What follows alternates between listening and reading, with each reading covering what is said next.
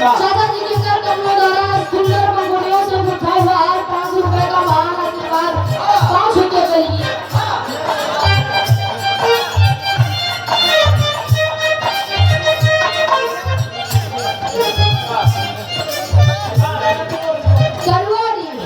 दादाजी की तरफ से सुंदर मंगोलियों से उठा हुआ 101 रुपए का महान आशीर्वाद 5 के करिए।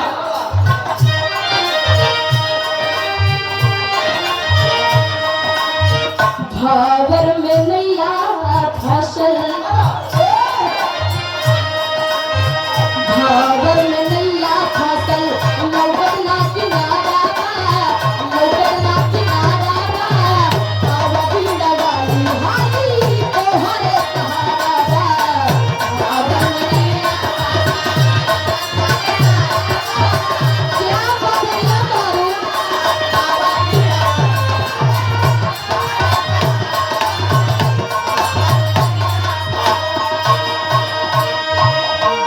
बिटिया कहे रे माई ई बिटिया के रोज गवावेलू बजवावेलू आशा बाकी बिटिया की अजो बोलू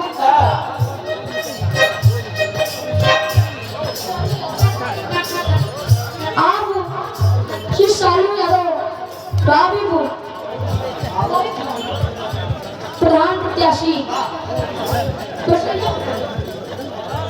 आदर्श भैया जी की तरफ से सुंदर मंगड़ियों से गुदा हुआ हार 101 रुपए का महान आशीर्वाद बहुत बहुत प्रणाम भैया के। आप बिहार के सम्राट आप श्री त्रिभुवननाथ यादव आप गुरु जी के शिष्य हैं विनय विश्वकर्मा भैया जी की कदम में 101 रुपए का महान आशीर्वाद बहुत बहुत प्रणाम भैया के।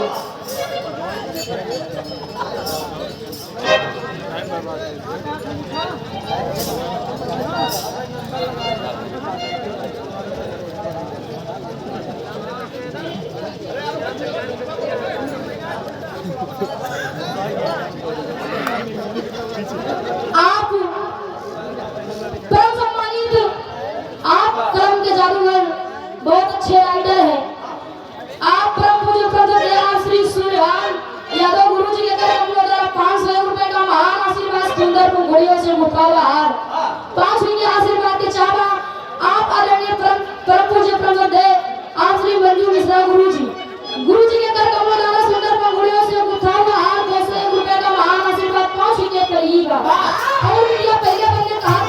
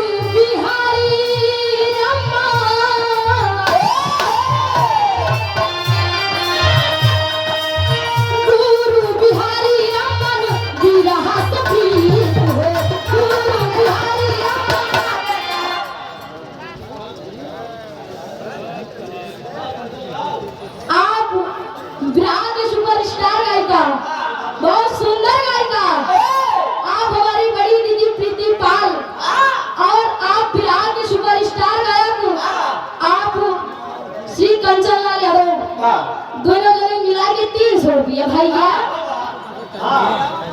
30 रुपए का मान आशीर्वाद 5 ही के पड़ेगी बा।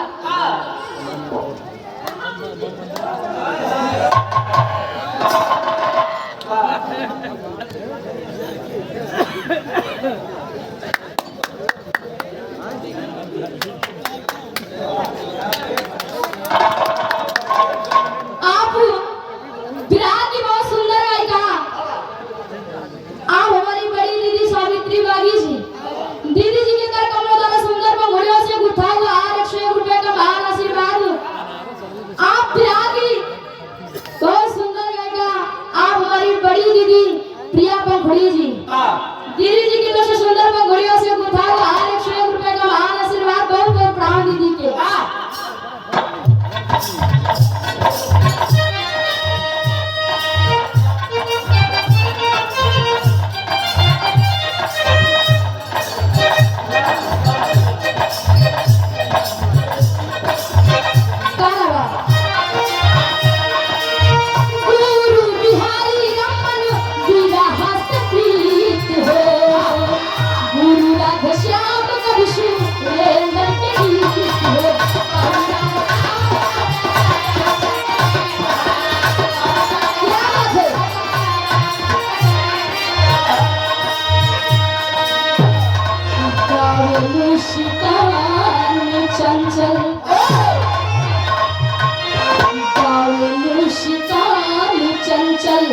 महफिल के सहारा बा, महफिल के सहारा बा, आवा भीड़ वाली हाली तोहरे सहारा बा।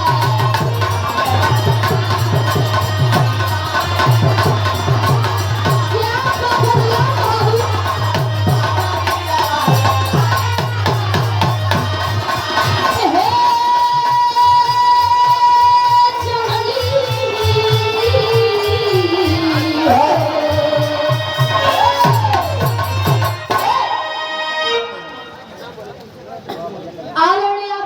सुपरस्टार गायिका, आप हमारी बड़ी दीदी, आप प्रियंका माधुरी दीदी जी, दीदी जी के कर कमलों द्वारा 101 रुपए का महान आशीर्वाद 5 के पलगी बा। एक स्वर में सब भैया नमस्ते प्रणाम स्वीकार हो।